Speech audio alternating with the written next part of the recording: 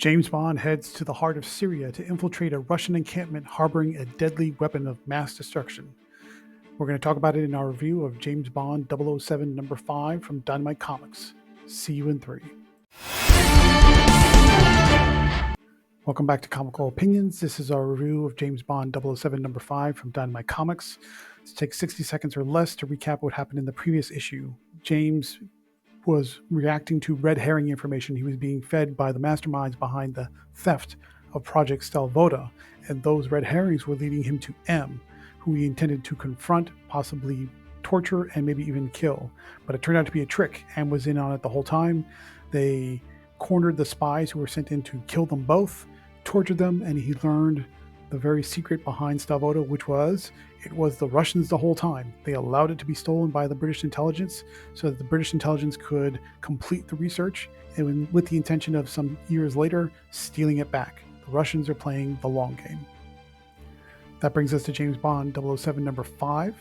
James is acting on the intel he extracted by torturing the assassins that tried to kill him and M, and they combined that with American intelligence because a ground force was killed by a field test of Stelvoda. So now the Americans are in on the situation, but also blaming the British intelligence for losing the weapon of mass destruction in the first place. And it all points to Syria, where there's supposedly a Russian encampment that has the Stelvoda materials that they're going to use for more field testing.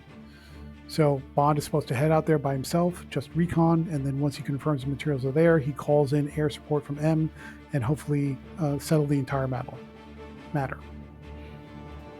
Along the way, Bond picks up a submarine transport to get him to shore, where he meets an old contact by the name of Mahmoud. The two travel by jeep by way off the track desert roads, trying to avoid any suspicion, trying to avoid any detection by the Russians or anyone else for that matter who might be in their employment. But as they're going through their idle chit chat and they're heading down the road, all of a sudden they see two attack choppers coming towards them. Suddenly, Mahmoud pulls out a gun and points it at James, saying, "I'm sorry, my old friend, they have my children. I've got to turn you over or they're going to kill my kids." And that's just the end of it. Mahmoud forces James out of the car onto the road, but James pulls a fast one because, of course, he's James Bond, and he kills Mahmoud. The choppers come into the attack and start shooting at their location. James manages to get an explosive device off to throw the choppers off their course and get them low to the ground. He hops on one of the choppers, kills most of the crew, and commandeers the chopper and starts firing at the other helicopter to destroy it, take it down. The only person he leaves alive is the chopper pilot, and he orders them to take him to the Russian encampment.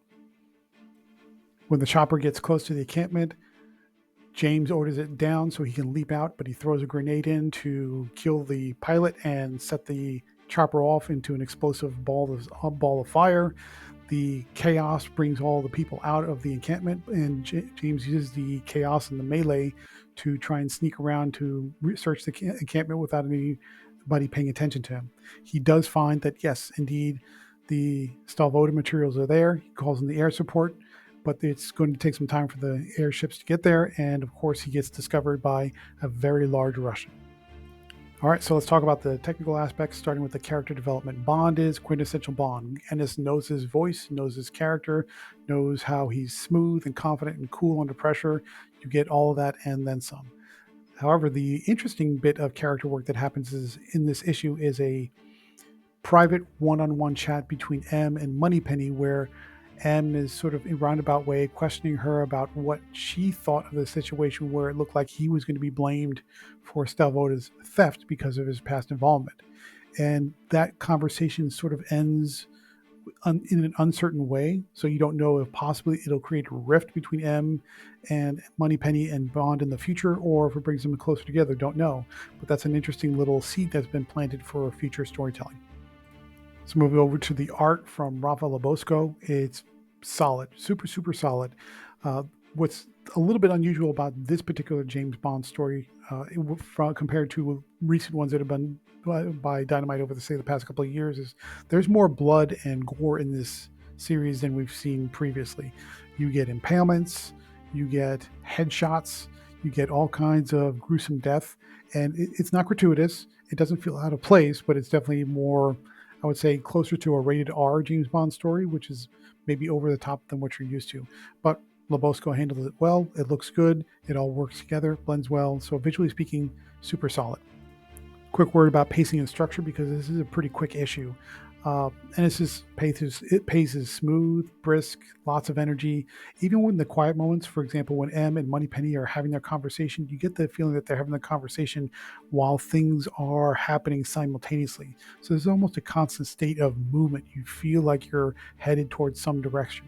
So Ennis does a fantastic job of keeping you energized and fully moving towards some future space.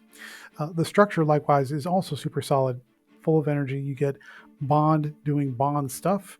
The stakes are very high and obvious. The threat level regarding the mission keeps the drama high, and just overall, it's a well laid out story. It's a potentially world ending type of challenge for James Bond, and everything is clear, laid out well, and you know what's going to happen. You won't know what's going to happen next, but you know what goal you're trying to accomplish. Let's move over to the themes, and as you can well imagine, it's as simple as it gets. It's good versus evil. The difference is Bond, which seems to be very common these days, is the one good against a lot of evil. Not only from the Russians, which have their hands on a weapon of mass destruction that can be devastating, but also against the American government and the British government, because he trusts them maybe not as little as he does the Russians, but he doesn't trust them completely. So he knows if Stalvoda gets in the hands of British intelligence or gets in the hands of the Americans, that they could do some real harm with it as well. So even though he has to straddle that line between following orders and getting the weapon, you know he's going to do the right thing. So he's the core or the heart of good against various degrees of evil. Final thoughts. What do we think about James Bond 007 number 5? James Bond's mission to retake a deadly weapon of mass destruction from the Russians before all hell breaks loose is a quintessential Bond story. Ennis's script is action-packed, full of deadly situations for the world's greatest spy, and lots of great pacing, lots of great action, and even a surprising amount of blood and gore, but suitable for the story that's being told. And plus, Rafa Lobosco's art is also super solid. Therefore, we're going to give James Bond 007 number 5 from Dynamite Comics an 8 out of 10. What do you think about this series? Does this feel like a really good James Bond story if you're a James Bond fan? Or if you're not a James Bond fan, how are you enjoying it so far? Let us know in the comments section. Please like, share, and comment, subscribe, and also stay tuned through the outro for the next review.